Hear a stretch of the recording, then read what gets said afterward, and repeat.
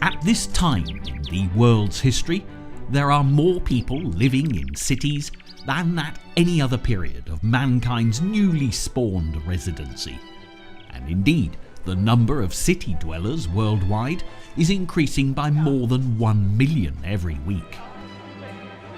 As these cities grow larger, mostly due to expanding suburban housing requirements and an urge, particularly in eastern countries, to build yet more houses and apartments on top of houses and apartments, the historical, architectural, cultural and primarily original locations established and built by founding settlers become more important and worthwhile visiting. Prague is no exception. In fact, this capital city of the recently democratized Czech Republic is a really good option to visit if you are keen to walk, tram and taxi less, and actually spend time seeing and enjoying its superb legacy and offerings. The key locations are all easily accessed on foot, assuming you are based somewhere close to the centre initially. Even the castle over the other side of the river Vltava, and unsurprisingly on the highest local hill, can be walked to with ease by crossing the famous Charles Bridge. So having established that exploring this city can be easy-going on not only the budget and the footwear, but with its relatively small population of around 2 million people, you can see all the city has to offer without constantly bumping into the residents and trying to say sorry in the Czech language. Welcome to the 14th largest city in the European Union, the 6th most popular European capital for visitor numbers, a political, cultural and economic centre of Europe for over 1100 years, a city where many historical buildings miraculously survived the violence and destruction of 20th century aggressions, home of the tasty basted boar, the defiant Lennon Wall, and of course, the true historical capital of Bohemia proper. This is Prague.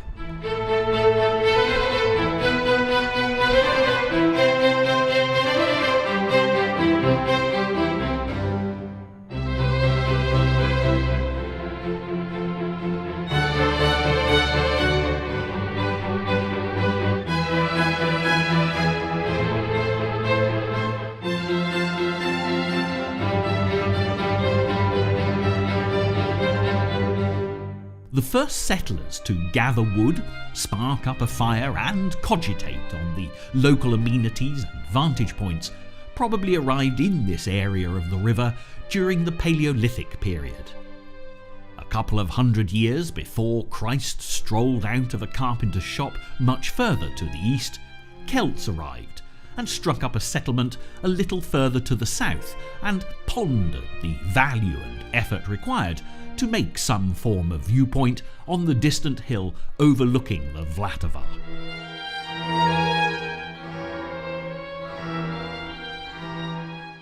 Fast forward time, and after Marcomannis from the east and possibly Suebi tribes from the west took up residence, we arrive in a period when massive migration was taking place after the collapse of the Roman Empire, which affected Prague greatly, as it was in fact the homestead of 2 Roman emperors and had therefore then also been a capital of the Holy Roman Empire.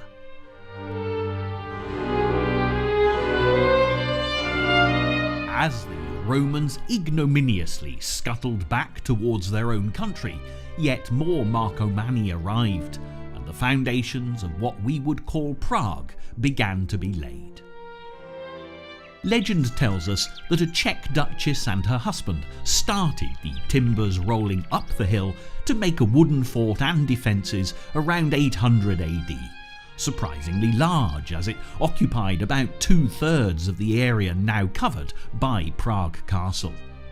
Indeed, the earliest masonry tested at the castle dates from the year 885. With another fort founded about 200 years later, the region actually became very popular as a trading centre, and merchants, including a large Jewish population, began to gather and settle here.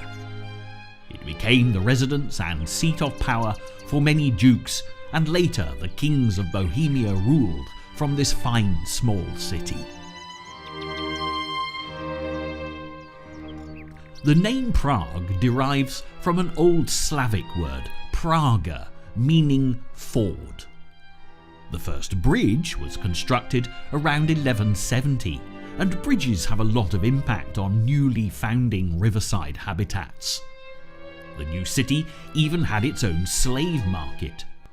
Then, in 1257, King Ottokar II developed the Lesser Quarter, or Prague Castle area, as we would know it now. This was the resident and trading district of the German people, who had the right to administer the area.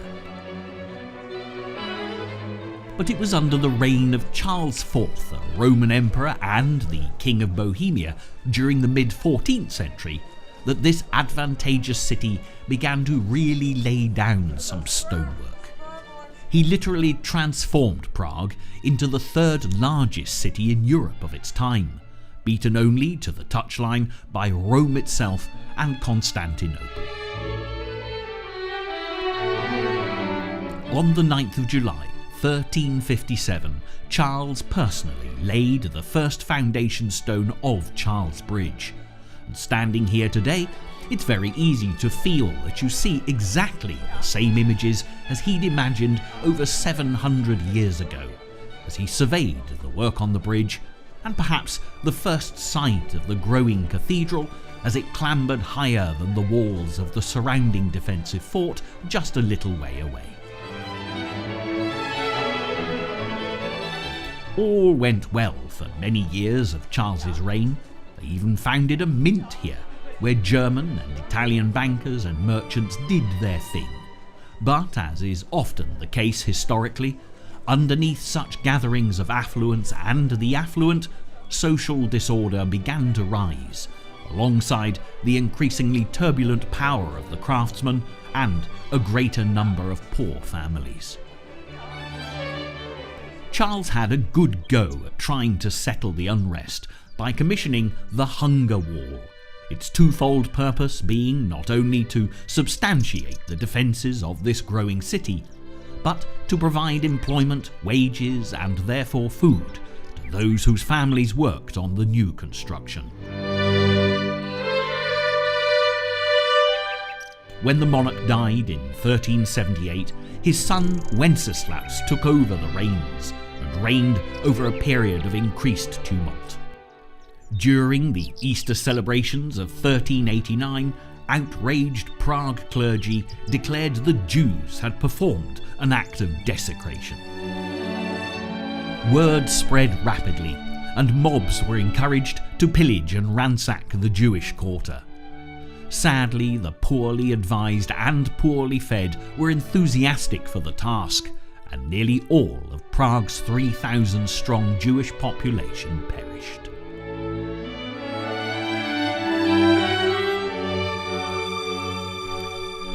Attacked by so-called crusaders and mercenaries during the Hussite Wars, the city did its best with a limited militia, lost their flag to some invading Swedish troops, licked its wounds, and focused on becoming a reputed city of trade and into the Habsburg era.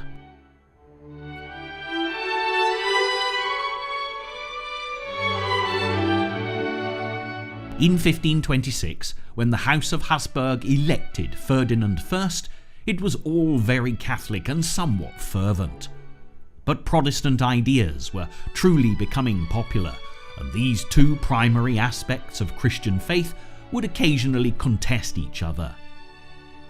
When Rudolf II was elected King of Bohemia in 1576, he decided Prague Castle would be a home and centre of administration, and in fairness to this open-minded royal, all scientists, alchemists, religions, artists, philosophers, musicians, and even fortune-tellers and astrologers were welcome. Prague was now the capital city of European culture and ultimately prospered.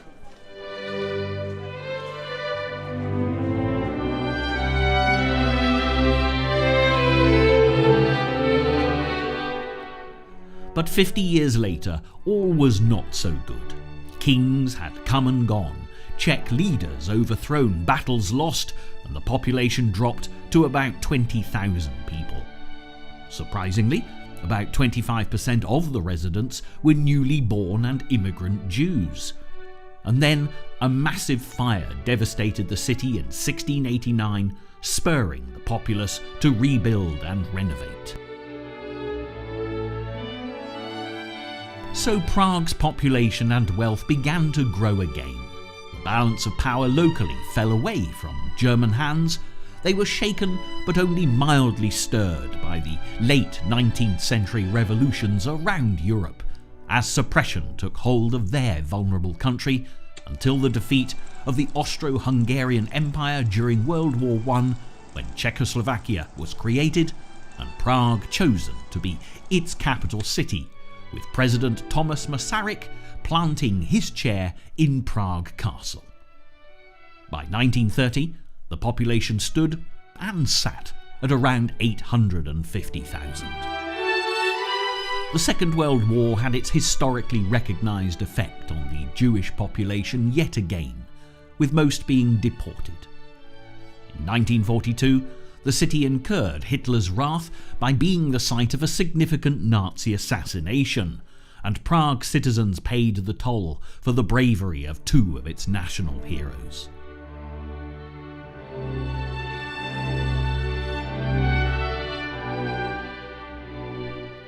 After being bombed by American forces, liberty followed in 1945. But it would be another 40 years of Cold War before Prague and the newly created Czech Republic could fly its flags and ring its bells as the people finally managed to create their independence and welcome travellers and visitors from all over the world to the Czech people's favourite capital city.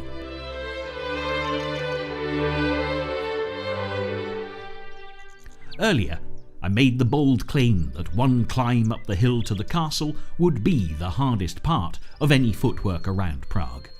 And so, let us start our tour at this panoramic spot where all of Prague can be seen. Once inside the castle wall's historical defence, our view is blocked. So we best get our bearings and enjoy the city laid out before us.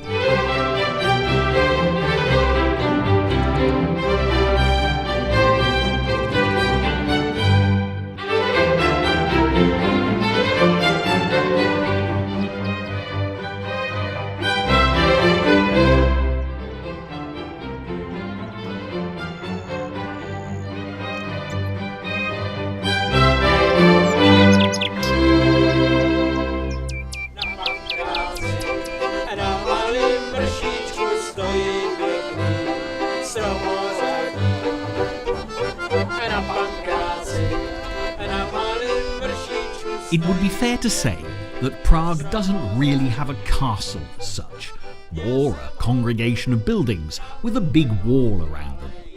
This would probably reflect on the historic nature of this city and its overall development of trade, art and freedom of expression and tolerance. Remember, we're talking 1,000 years of history here, not a singular precedent for defence and domination as in classic castle settings. With quality music from almost film set dressed traditional musicians busking outside the gate, past the mandatory guards who are more photographed than a reality TV celebrity, we enter a courtyard and can begin to take in the details of this somewhat glorious Renaissance structure that was primarily built in the 16th century. It is in fact considered to be the largest castle in the world, being about 570 metres long and 130 metres wide.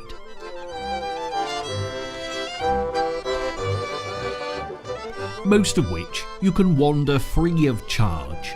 It only requires small coin of the realm to enter some of the more specific locations, but those locations are well worth the coin, and we'll look at them shortly.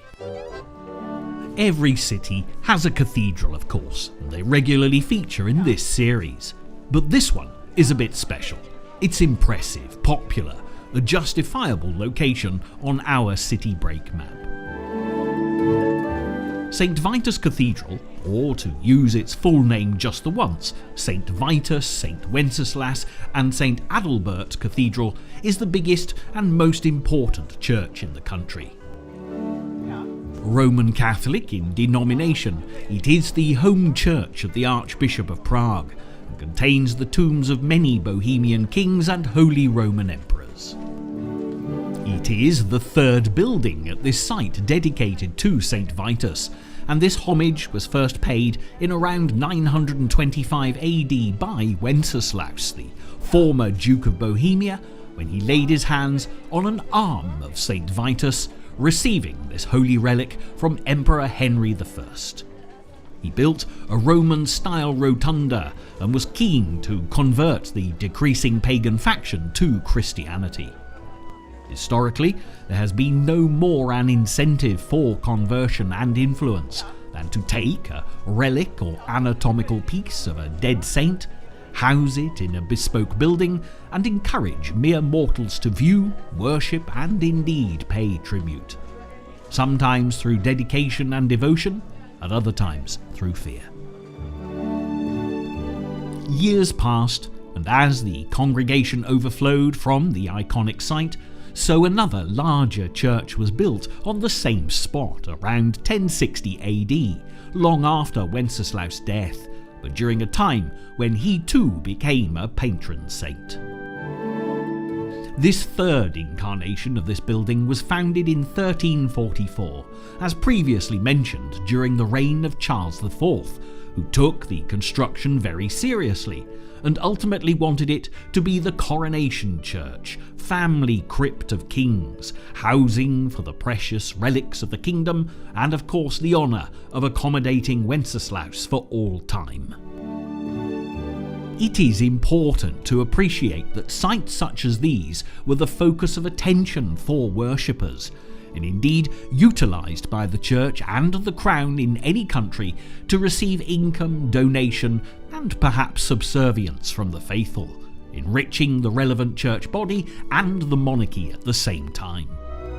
Sometimes such locations were possibly fictional, but created when the church was under severe financial pressures, as could well be the case with Glastonbury Cathedral in England regarding the tomb of King Arthur, but such is not the same of St. Vitus Cathedral in Prague. Concrete is a very important aspect of modern construction, but it is sad to see the effects that weather, climate and man-made pollution has on these recent buildings. It is only by seeing such buildings as this with the naked eye that you can really appreciate the maturity and seasoning of the work of the masons at the time. And we have Matthias of Arras to thank for importing his Arras experience and French Gothic traditions with the early parts of this architecture.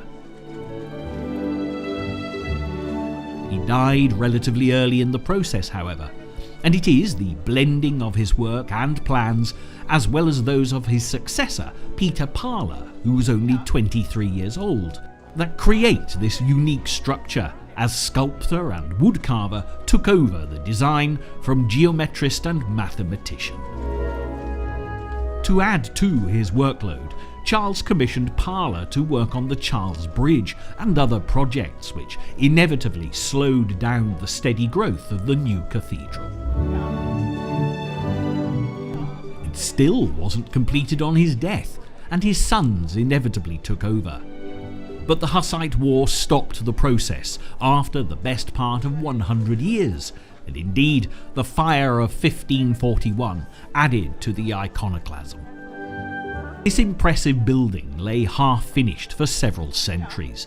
That's a long time, and inevitably Baroque and Gothic revival influences came to bear, with subsequent commissions, which is why this is such a good cathedral to understand the effects of change over the years. It seems to have taken over 600 years to finish.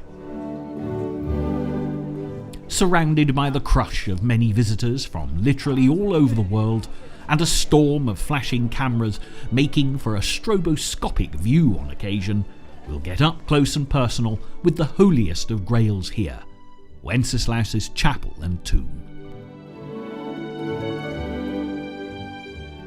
20 years in the making, initially completed in 1364, there are over 1,300 precious stones and paintings here depicting the Passion of Christ, and they are all original works, which accounts for why the general public cannot come into this chapel. Centre wall, there's a wonderful statue of Wenceslaus, created by Parler's nephew in 1373, and the upper walls are covered with biographical paintings that date from the early 1600s. It is darker in here, as befits the chapel of the revered saint and warrior. He really is an early example of celebrity, murdered on his way to church at the age of 28 by friends of his younger brother. No less than 4 biographies of his life were in print within decades, resulting in his posthumous martyrdom and sainthood, as the hagiographies played their part in creating the legend that became immortalised as a Christmas song during the mid-1800s. An even darker place to visit is the crypt and royal tomb of this cathedral. Interred here are many kings, including Charles IV, archbishops, provincial patron saints, and of course Wenceslaus himself. The crypt is simple enough, no fancy decor, perhaps more of a resting place than a viewing area. Back up the stairs to the well-lit cathedral, and we cannot miss St. John of Nepomuk's tomb. A national saint of the Czech Republic, variations in the reports of history suggest he may have died as a result of a not-so-saintly act by Wenceslaus, after John refused to pass on information from the Queen received during confession. He subsequently took an enforced tumble into the nearby Vltava River, and as a consequence is deemed to be not only a martyr, but also a protector from floods. The silver for this coffin weighed a massive 1,680 kilos, and I have no idea who paid for it. It's an impressive tomb, albeit a little confusing for many tourists who stop and touch the reflective artwork.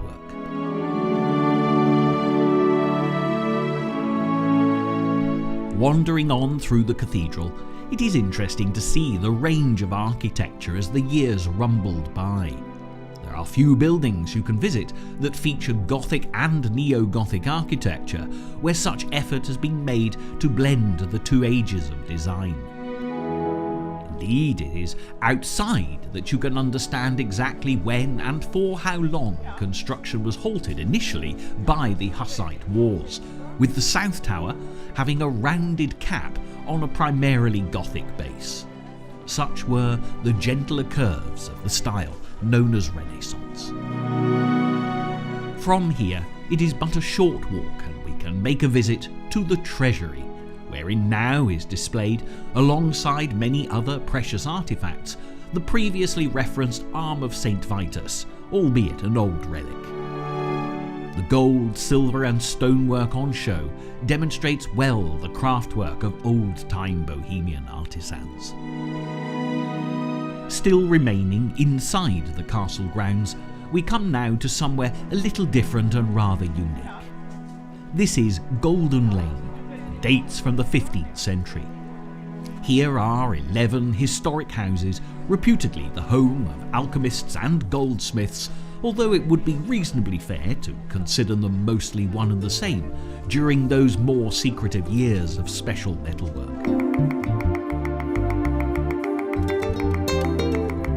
Sensitively restored and presented, the houses are in periodic dressage to show the lifestyle of their one-time real-life occupants. Initially constructed when the new outer wall was added to the complex, the original houses were probably much smaller and were replaced over time by the more luxurious accommodation laid out over 500 years ago.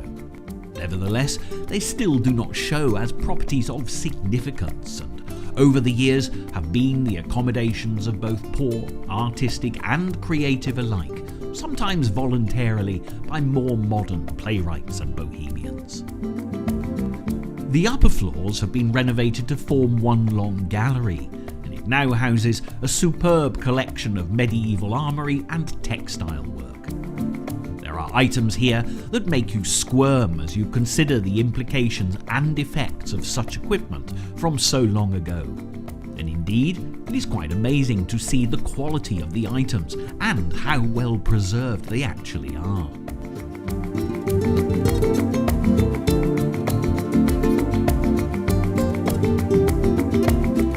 There are, of course, many other features to explore here at Prague Castle, but our time is limited.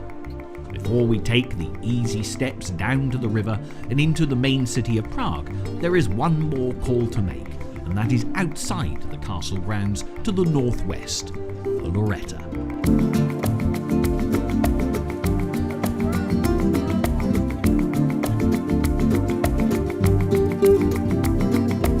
This is a true 350-year-old pilgrimage destination.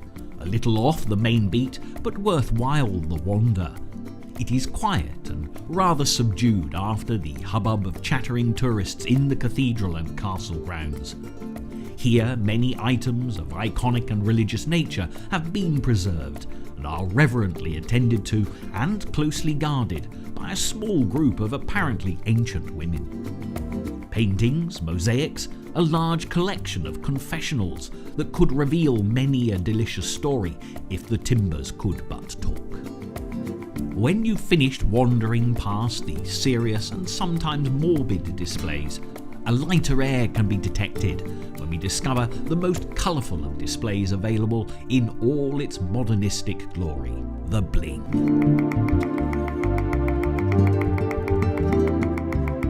Centre stage is the crowning piece by Johann Bernhard Fischer. This extraordinary work is covered with 6,222 diamonds. Looking at it closely, I couldn't help wondering how many diamonds Johann would have dropped while making it, and the subsequent floor scrabbling that would have taken place. On that lighter note, time to leave this sombre sight, pausing only to refresh the view from the castle heights, down the steps, past the Wenceslas vineyard, which dates to a time earlier than the castle, and ground-level Prague opens up before us. Before we cross the river, though, we are going to the Lenin Wall.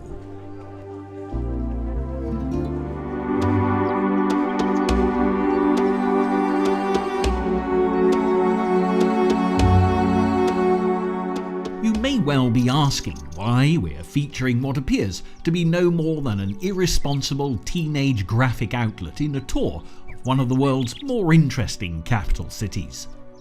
As far as I can tell, no one ever died here in protest. It is not a centralised location. It is but an ordinary wall in a well-populated residential area. But on this wall are painted the one-time grievances of unhappy Czech youths who found a way to express their discontent with ink and paint. Ironically called the Leninism movement, sadly the original portraits and comments have long gone, with subsequent generations applying their own brand of magic marker.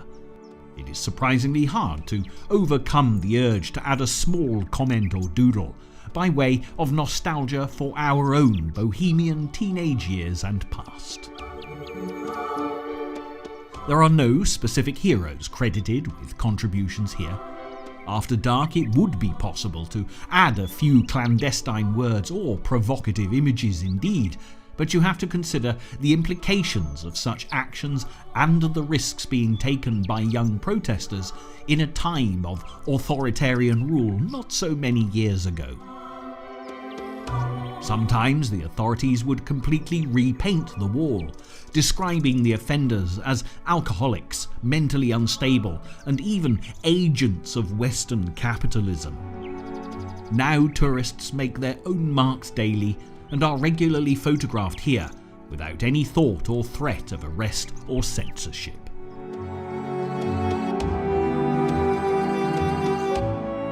A little further down the road there's another interesting example of solidarity and right to freedom of expression. This little bridge bears the burden of hundreds of padlocks attached, and the keys presumed to be thrown into the babbling brook below. As we filmed, a news crew arrived and told us that due to damage to the bars, plans were now underway to remove all the locks. It'll be interesting to see if they all mysteriously reappear when such a cleanup has been completed. Away now from the centres of administration, law, the church, and even the points of protest. Time now to cross the Vltava, and as the sun is shining, we'll do so from the north, in order to see Prague's most beautiful river crossing in all her medieval glory, Charles Bridge. 600 years of daily toing and froing. Processions, battles, ceremonies, and even executions. This bridge has seen and supported all of them for a very long time. Man's obsession with keeping his feet dry when crossing water has meant that such sturdy models are in existence worldwide. But this one is particularly important to movie makers. The least crowded time to put a foot on Charles Bridge is early morning, so I shall follow my own advice. Time for a beer and a good view of Prague's nighttime before stepping forth tomorrow onto King Charles IV's greatest legacy.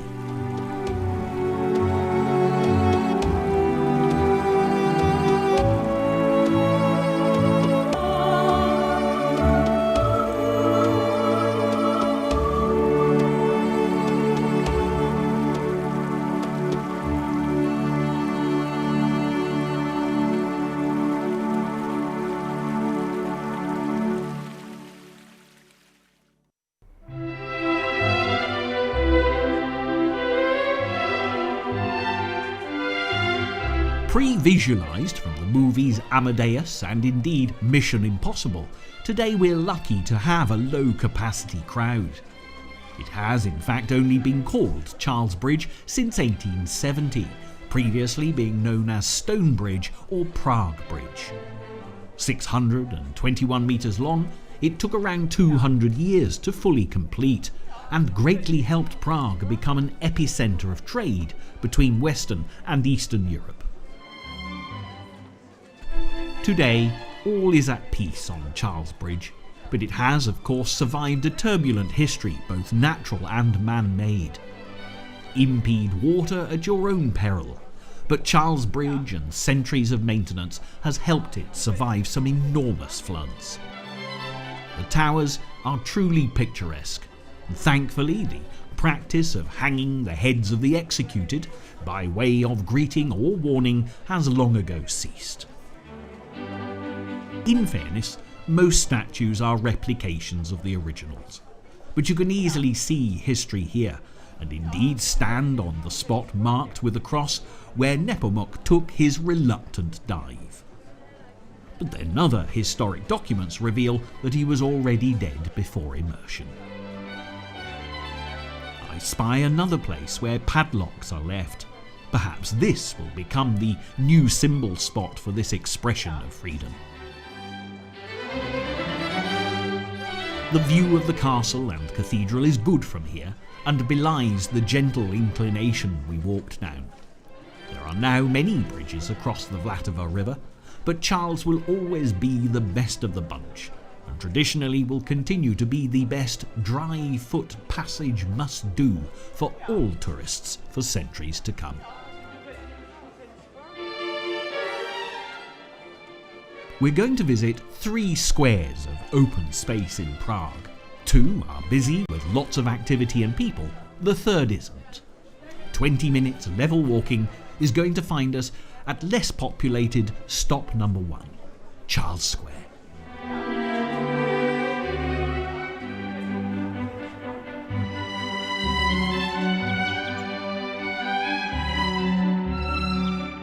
This quiet open space looks good in autumn. There's a chill to the air and the leaves are falling crisply and cleanly. It is in fact one of the largest city squares in the world, and possibly the largest medieval example in Europe. This is the centre of Newtown. It was founded in 1348, again by the busy King Charles. No medley of people here or vendors to encourage your coins. It is a place of rest and respite from the busier parts of Prague. On one side is the seemingly innocuous St. Ignatius Church. Even though we dedicated a fair amount of time to Prague Cathedral, it is worthwhile making a brief visit to this church as one of the earliest Baroque buildings here. Notable for the affluence of its buildings and contents, it is a colourful, dignified and quiet respite from the nearby hub of tram and railway centre.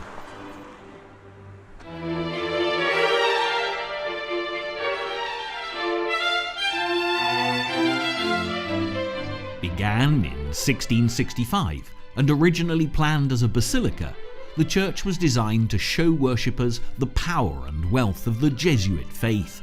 There are many statues of Jesuit and Czech saints here. Back outside to the former cattle market, now known as Charles Square, again we can choose not to catch the readily available tram and take Shank's pony onwards for 15 minutes to a busier open spot, moving in the process from Newtown to Old Town and into the very heart of Prague, Old Town Square.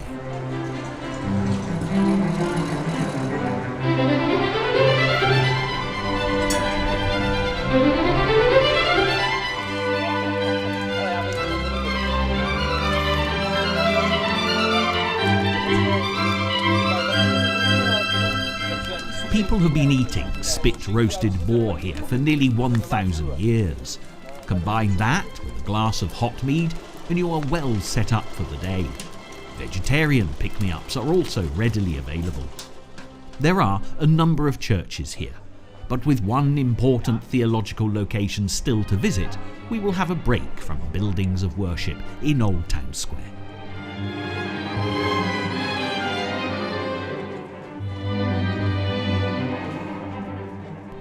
Of surprising interest, and a gathering place on the hour every hour, is the astronomical clock. This is an old timepiece, and it takes a while to fully understand all the information being displayed. The tourists may cluster for some important action that doesn't really take place. It is in the minutiae that this feature can be truly appreciated. First installed in 1410, it is the oldest working clock in the world, and I think the third oldest surviving timepiece.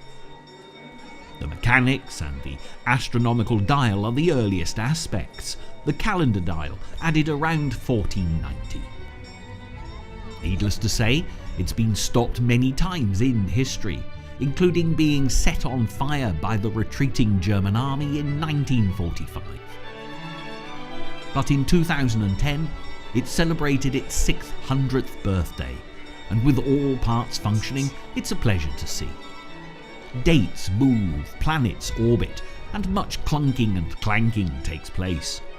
Chronology, astrology, astronomy are all in action here. In ways, the clock acts as a simple planetarium, advising us of the current state of the universe. Around the outside, easier seen through a telescope, are the names or name days in the calendar. Old Czech time or Italian hours are also displayed, with the number 24 indicating sunset. This changes all year round. All in all, It's an impressive timepiece, albeit not quite as legendary a spectacle as is anticipated.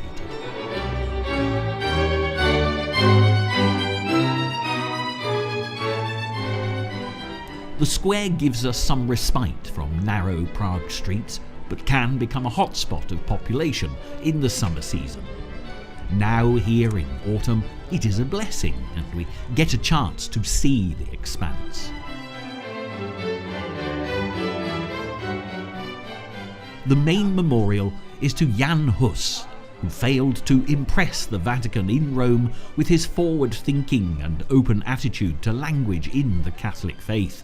And as a consequence, he was burned at the stake in 1415. His name has become a symbol of strength against oppressive regimes over the centuries, and this monument was unveiled in 1915 to commemorate the man 500 years after his death. The inscription reads, "Truth will prevail."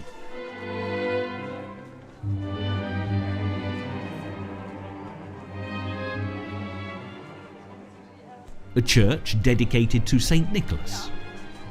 Seemingly vast areas to wander, before heading back into the small streets and the House at the Minute, or Domu Minuti, a Renaissance building covered in ornate decorations of alchemical and Greek significance.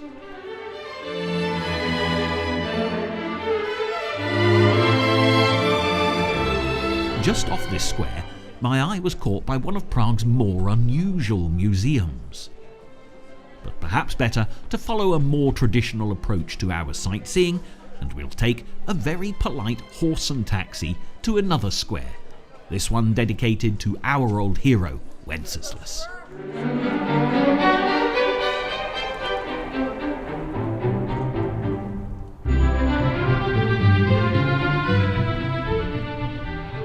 Whereas we had the luxury of a carriage and optional blanket, Wenceslas rides his horse in the traditional way.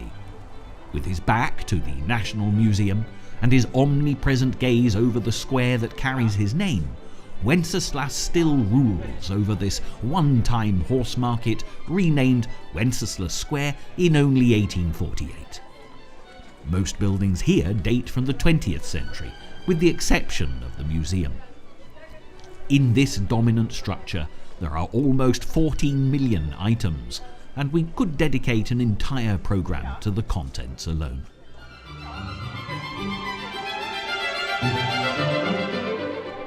But our journey is somewhat whistle-stop, and we must venture forth down the boulevard and pay tribute to an easily missed but important memorial to the victims of communism, represented here by a tribute to two men who died in protest against the Warsaw Pact invasion of 1968.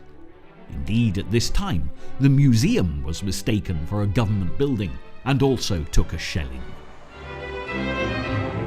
Wenceslas Square has traditionally been the rallying point of protest or revolt in Prague.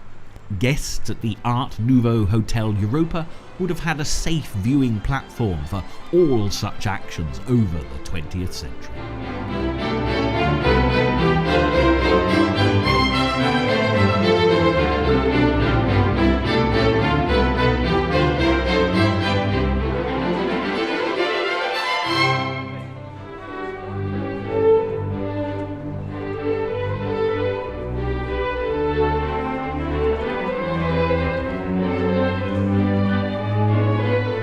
It is but 5 minutes to get to the old Gothic Powder Tower by foot or horse carriage.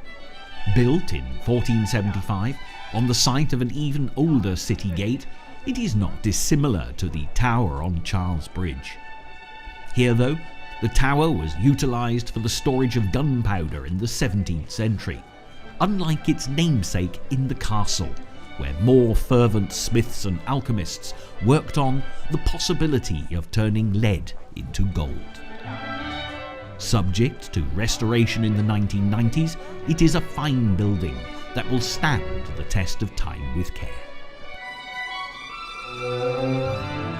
Right next door, on the site of the original palace of Wenceslas IV, we find Municipal House. An Art Nouveau construction, it has become a main Prague attraction for not only the building, but its music hall. Many Czech artists contributed to the decoration here, with large sculptures and reliefs. The main entrance is a domed portal with a semicircular mosaic playing a homage to Prague. The music continues inside, home of the Prague Royal Orchestra. A fine range of vintage composition is regularly available and extremely popular. Many famous classic musicians and conductors have stood on this spot, and even in an empty, expectant hall, you can hear the echoes of a commanding baton and the readiness of imaginary orchestras from the past.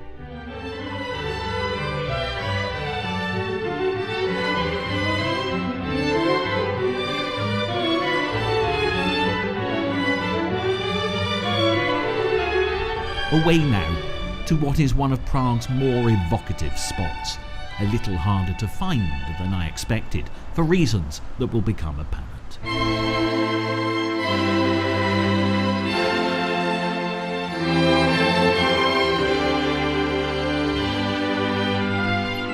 This is the Old Jewish Cemetery.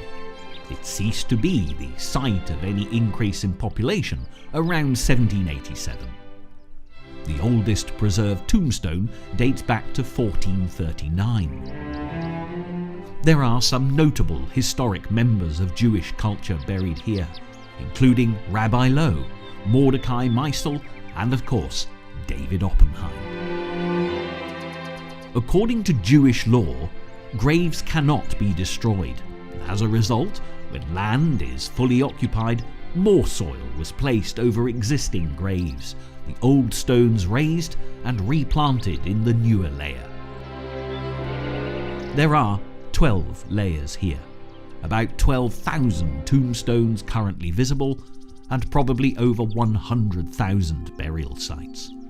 The close proximity of the aging stones adds to the atmosphere of this hushed and reflective space. But no more so than the wall that surrounds the grounds. The Jewish cemetery was inside the Prague ghetto during World War II, and it was forbidden to display this historic resting spot. As a result, a wall was built too high for passers-by to be aware, and as a consequence, it is not easy to find until you track down the obvious entranceway.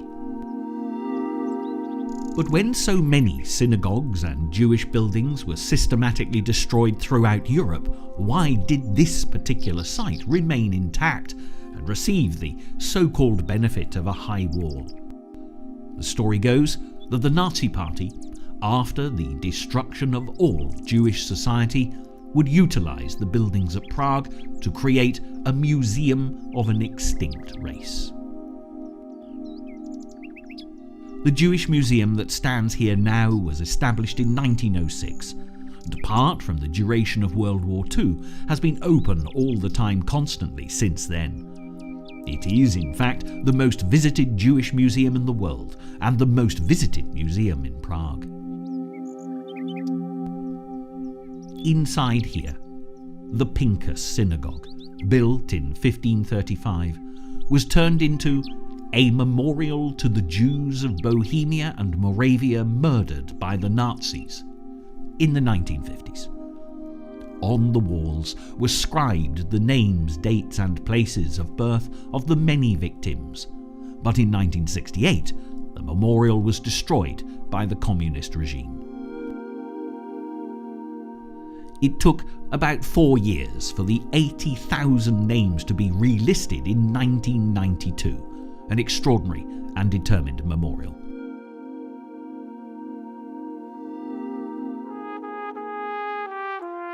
Even more sombre than this, on the floor above is housed and displayed the drawings created by children from Terezin concentration camp before they were transferred to Auschwitz.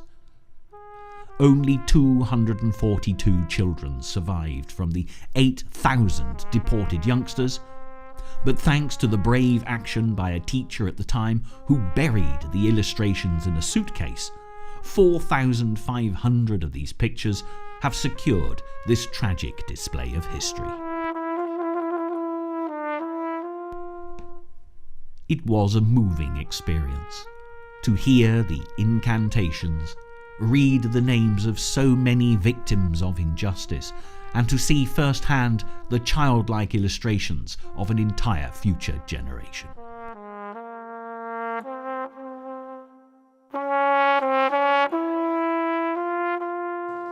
Dusk now falls, and it is nighttime Prague outside. Back then to Old Town Square, the smell of roasting and the quieter sounds of a city as the autumn chill encourages Prague's residents to shut doors and snuggle down in the comfort and warmth of their ancient city.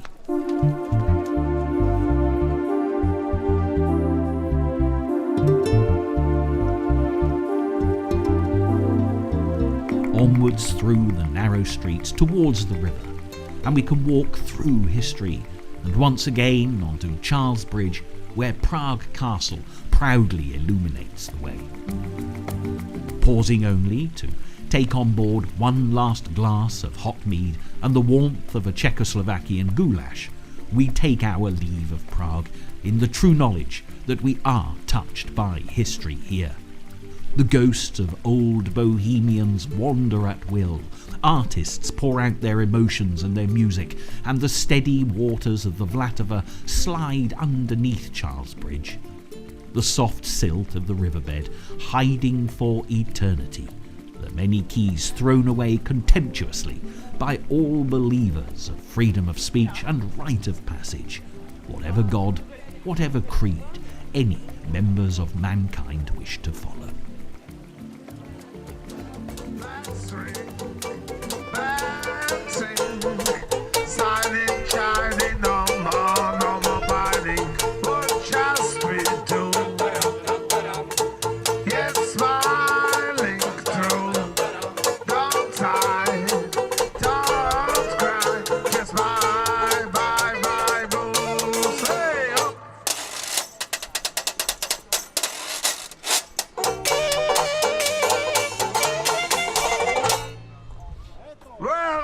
Bye blues. La commedia è finita. Thank you so much. Bye bye.